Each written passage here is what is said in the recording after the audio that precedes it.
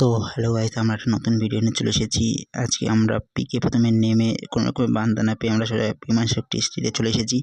সেখানে এসে আমরা দেখি সামনে ফ্রি রিভাইভ হচ্ছে, তাই দেখি আমি গাড়ি নিয়ে সোজা রাশ করে দিলাম। ভাবলাম দুই একটা কিলতে পেয়ে যাবো। প্রথমে এসে একটা এস-80 হেডশট বসিয়ে দিলাম।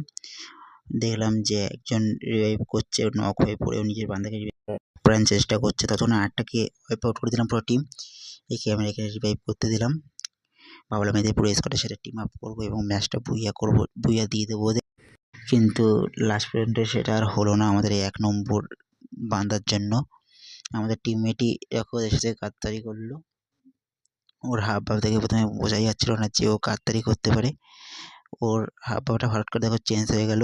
ও উঠফিকানের উপর স্কোপ করছিল, কাঁধ দিয়ে ফায়ার করছিল।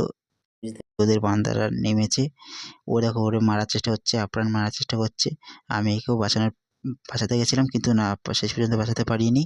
আমাদের টিমমেটরা মেরে দিল। আমার প্রচণ্ড সেই সময়টা রাগ হচ্ছিল। আমি বারণ করছিলাম কিন্তু এটা শোনেনি। বান্দাটা মেরে দিল 1 নম্বর বান্দাটা। 2 নম্বর সিনে আমরা এসে গেছি সোজা। এখানে এসে নক হয়ে গেছি। আমাদের বিক্রম ভাইকে বলছি যে রিভাইভ করে দিতে।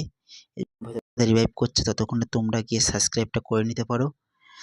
এবং আমাদের বিক্রম ভাই আমাদের রিভাইভ করে দিয়েছে। আমরা হাওয়াতে বসে বসে আজকে ম্যাচটা বুইয়া করে নেব। তো তোমরা দেখতে পাচ্ছ যে এখনো 5খানা বান্দা অ্যালাইভ আছে। আমরা 6খানা কিল করেছি। এখানে হঠাৎ করে দেখতে পাচ্ছি 4 জন বান্দা অ্যালাইভ আছে। আমরা জিতে গেলাম ম্যাচটা। তো দেখা হচ্ছে নেক্সট ভিডিওতে।